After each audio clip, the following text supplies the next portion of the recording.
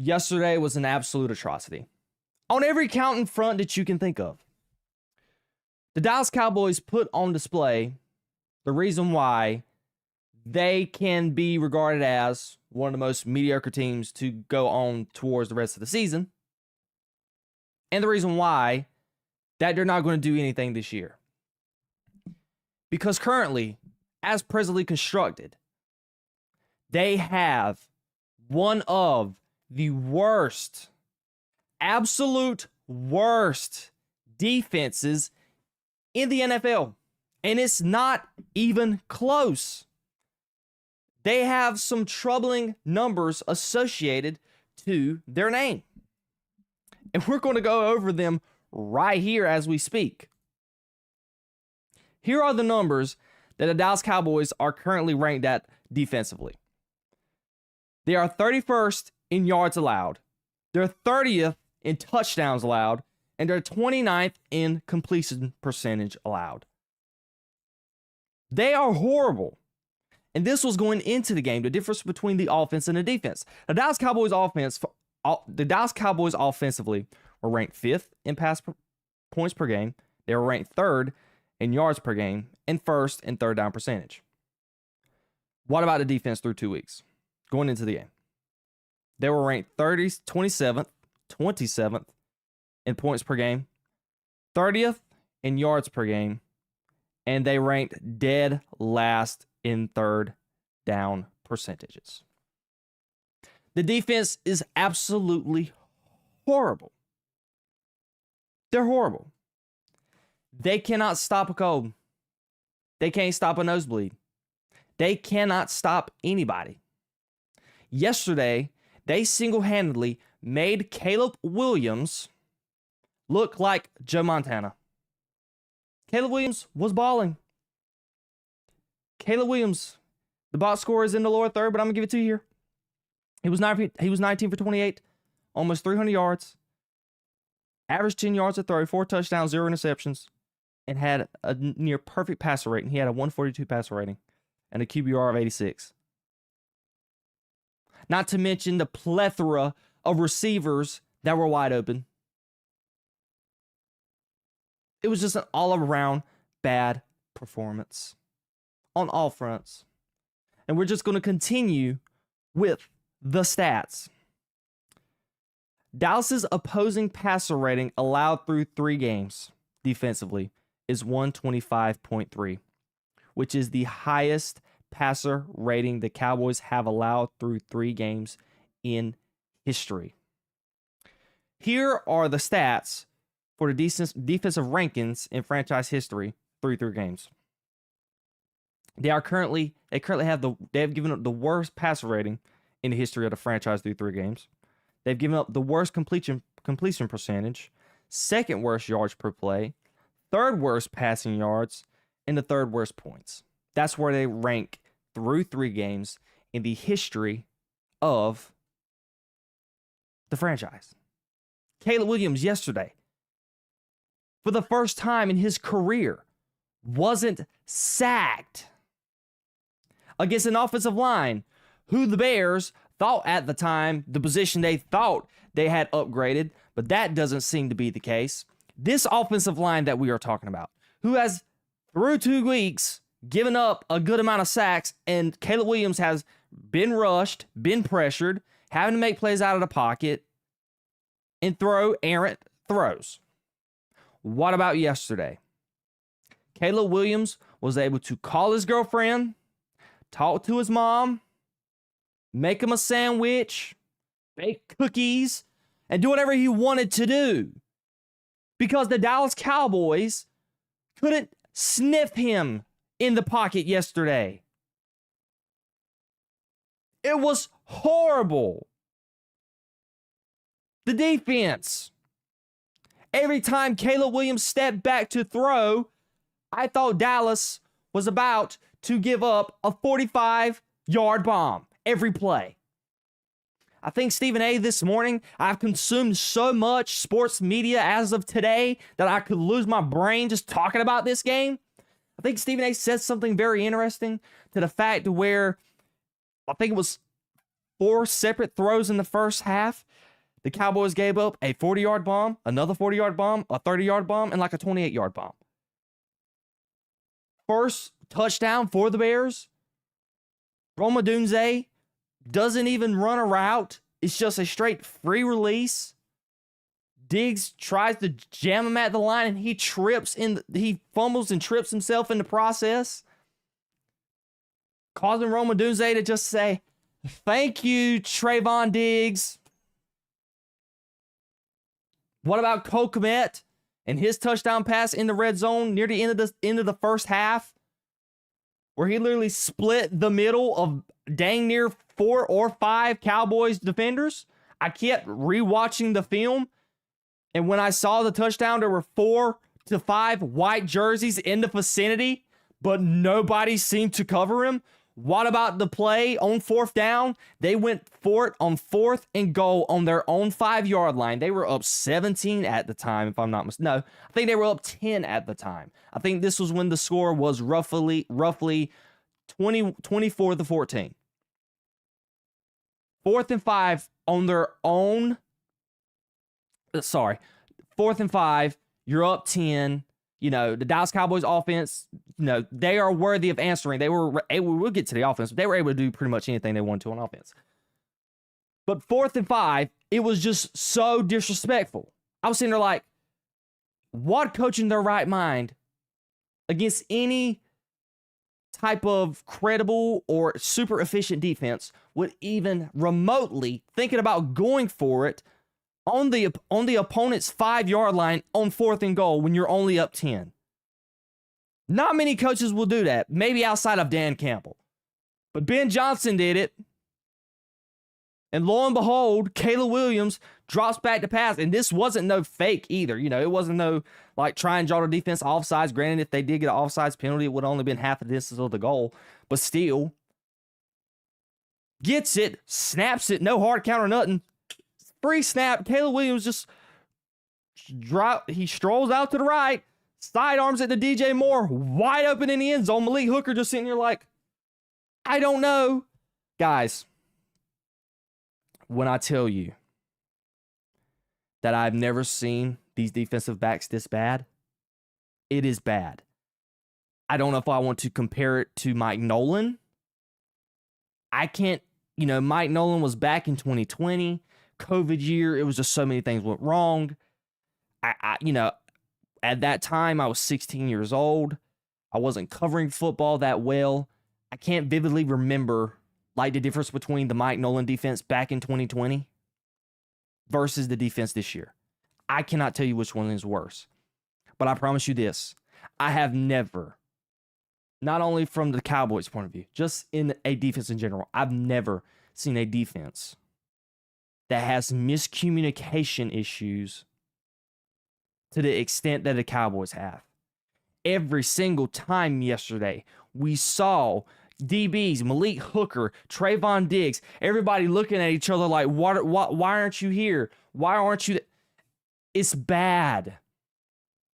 I don't know if this has to do with my Eberflus. I don't know if this is coaching. I learned from a good friend of mine, never assume like you know everything. I don't know. I'm not going to act like I know everything. I'm not going to sit here and blame this on the coaches or blame this on the players. But I bet you this, a lot of the accountability, most of it has to be on the players. What else do you want the coach to do? Especially in a situation with Cole Kmet. The guy, Cole Kmet, runs a post in the middle of the defense, and there's 4 white jerseys in the vicinity. You're telling me not one of you guys could have thought, hey, let's cover the guy who's wide open in the end zone. It's just absolutely bad. Matt Eberflus is going to end up being the scapegoat for this reason, but I think Matt Eberflus can coach defense. When he was with the Indianapolis Colts, they were one of the best defenses in the league at the time when Darius Leonard was having 2 all-pro back-to-back seasons. I know the man ain't all of a sudden forgot how to coach defense. Maybe he has. I may be wrong. But the performance of the defense, and this is what is super troubling for me. You had a defense who, the first half of the Eagles game in week 1, couldn't stop a cold. But in the second half, after the lightning delay, It's like they knew how to play defense, and it's something that you thought you could build upon. But the past 2 weeks and back-to-back weeks, you've made Russell Wilson look like Russell Wilson of 2013 when he was winning Super Bowls. And yesterday, you made Caleb Williams looking like the second coming of Patrick Mahomes. It's that bad. We're talking about a Russell Wilson who, as of right now, and we're going to talk about Russell Wilson later, he's only been able to muster up, not counting the Cowboys game, in the games that he's played against the Commanders and against the Chiefs yesterday, he's only been able to muster 15 points worth of offense at the quarterback position. I don't even think he's even threw for half of the yardage that within those 2 games that he got against the Dallas Cowboys in week 2 last week. This is how abysmal this Dallas Cowboys defense is. Now, what is something that we can say? And let's go ahead and we'll alleviate away from the defensive side of the Cowboys for a minute. We're going to talk about the Cowboys. What is it about the Dallas Cowboys that we said that they need to do in order to win? You got to run the ball and stop the run. They have been able to do both. Javonte Williams yesterday carried the ball 10 times for 76 yards. The very first drive of the game, Javonte Williams was all of the offense. He got a screen pass and went chunk plays all day yesterday. Javonte Williams averaged 7.6 yards a carry. Miles Sanders, 4.6 yards a carry. What about the Bears? DeAndre Swift averaged 2.5 yards a carry. They can run the ball and they can stop the run, but guess what? They can pass the ball on offense and they can get gashed in the pass game on defense. I don't know. I think the defensive tackles have been doing a great job. I think this is definitely an edge rushing problem. This is a defensive back problem. And we leave it there. I don't think Malik Hooker's good anymore. I've never thought Donovan Wilson is nowhere near as good as he ever was. He's a box safety. He's literally a hybrid linebacker. He's that type of guy you bring in the box, stop to run, and he's not even that good at that. Donovan Wilson is just not a good player. Marquez Bell, who people are arguing to sub him in for, he's not a good player either. What about the edge rushers? Donovan Ezeraku, he's really the only person I've seen off the edge get consistent pressure. Sam Williams has been a no-show. I don't know if it's just because he's coming off the torn ACL, but he looks like a shell of himself from a couple of years ago when he was lined up on the other side of Micah Parsons, and we were sitting here like, dang, what is there going to be a day where we are inevitably able to see him and Micah Parsons be on the edge together? This is the type of conversation that Sam Williams is in, but he's non-existent. Sam Williams. Not Sam Williams.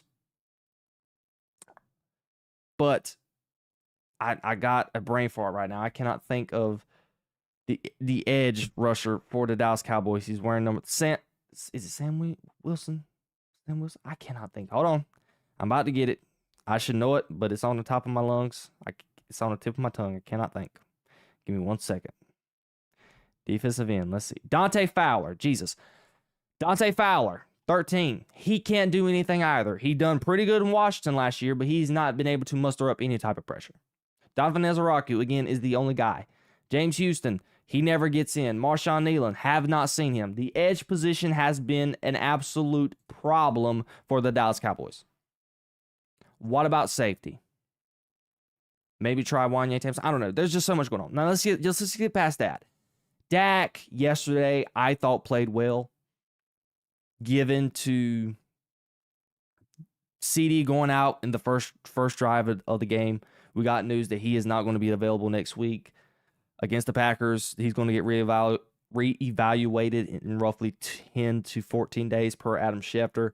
So who knows? And we'll get that later on down the road when we talk about the future of the Dallas Cowboys. But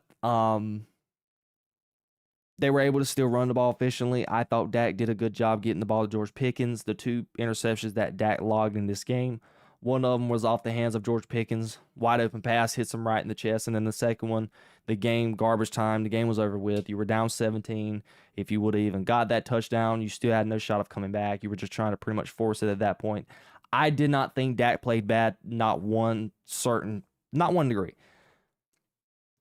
Offensively, I think they did good to me. I mean, I'm loving Brian Schottenheimer's play calling, and the Cowboys on offense looks good. It's just if they are going to want to compete, they're going to have to score 35 points a game. And that is something that you cannot count on Dak Prescott to do, because when Dak Prescott presses, that's when Dak Prescott is at his worst. You want Dak Prescott to be not really have the force play with the lead, but you can have a Dak Prescott who keeps it close. He's still able to rely on his run game, and he can get you a win that way. Dak Prescott threw the ball 40 times. You're not winning with Dak Prescott throwing the ball 40 times. Dak should have threw the ball 25 times, and Javonte Williams should have got 20 carries. That's the formula for success for the Dallas Cowboys. Let's move on to the Bears, though. Let's get away from the losers. Let's talk some winners here. Caleb Williams, you can't take much of this performance because the majority of the time he was not getting pressured. As I stated earlier, he was texting his girlfriend, making him a sandwich and everything else in that pocket that he had. But let's just talk about it from this degree. This is an encouraging performance if you're a Bear. And if you're a coach in the Bears organization, and if you're a fan.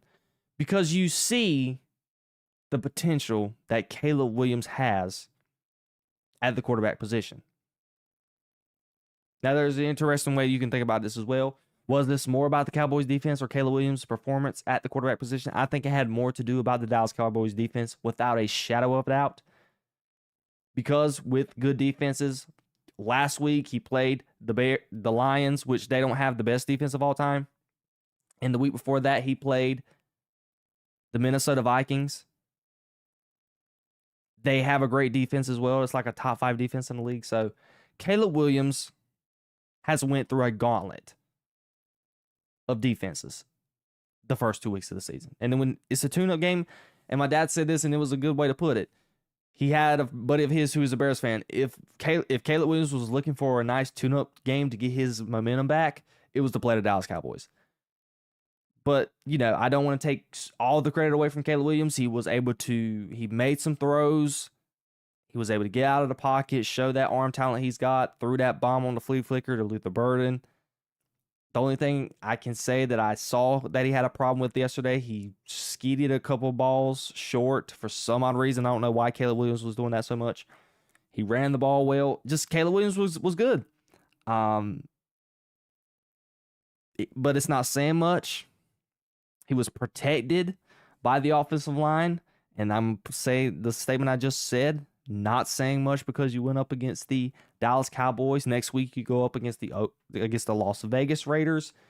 So are you going to be able to put this type of performance together leading into the Vegas Raiders? It's a winnable game. And then you go into your bye week. Can you get to 2-2? And make your way back in a very tough division with the Minnesota Vikings, who dominated the Cincinnati Bengals yesterday. They scored 40 points with Carson Wentz. A lot of that had to do with some 2 pick sixes, but did we got the Detroit Lions? What are they going to look like tonight against the Baltimore Ravens? That's going to be wait to be seen. And then we already know the juggernaut that the Packers are, and granted, they dropped the ball against the Browns, and we'll discuss that in another date. But yeah, I'm going to save all the stuff later on for the Dallas Cowboys as far as just the rant, the future, and things, but they're bad. It's not a good ball club. They're lacking talent. The secondary is arguably the worst in the league. And there's just nothing to be excited about moving forward. There's no reason to be optimistic about this team moving forward. Nothing excites me about the idea of, the Cowboys offense led by Dak Prescott having to play hero ball. That is something that I'm not interested in. And I'm not happy to be even, I have no reason to be happy about. So yeah, that's pretty much where I'm at with this game. It was an absolute atrocity. It was a pretty laughable performance, and this is something that I can say too. I say that I'm frustrated, but I'm really not surprised. This is sort of the Dallas Cowboys team I thought I would more than likely see this year, even if Micah Parsons would have been on that defensive line or the Dallas Cowboys. I just think they lack talent, and they just don't have the players. Without Micah Parsons, how many first-round picks do they have starting on the defensive side of the ball for them? Mozzie Smith, and he's a bust. Stan Williams, he was a second-rounder. I think Dante Fowler might have been a first-rounder, but Dante Fowler is in the latter part of his career. Kenny Clark maybe was a first-rounder. I'm not 100% sure. You have no guys. I mean, outside of Kenny Clark, Kenneth Murray, some of them flash across the screen, but you got no guys on the defensive side of the ball who flash across the screen. But, that's neither here nor there. We're getting away from the game. But the game was bad. And, with the news of CeeDee Lamb, it's a tough time down there in Big D. This week, that film is not going to be happy to go through. And I'm sure Coach Shoddy, he is not going to be a happy man to see that tape, specifically on the defensive side of the football. The Bears get your first win under Ben Johnson. Ben Johnson, they were creative. And it's just, it's very disheartening to see that the Dallas Cowboys is this bad. And the Chicago Bears were finally able to see what Caleb Williams could possibly look like. And maybe they can make a run, beat the Raiders coming up next week, because it is doable, because they are not a good ball club. And maybe they can start making a shot for the Super Bowl coming off the bye. Well, not really the Super Bowl. They're not going to make the Super Bowl, but get a playoff win. The Chicago Bears, just the franchise, would love to get their first playoff win. But we're going to end the conversation there. What do you guys think about this? What do you think about the Bears and how they played yesterday? What did you think about the Dallas Cowboys? I could have went on a rant for another 25 minutes talking about this, but we'll say this for the last segment of the show when we talk about the future of the Dallas Cowboys. I want to know all of your comments down below.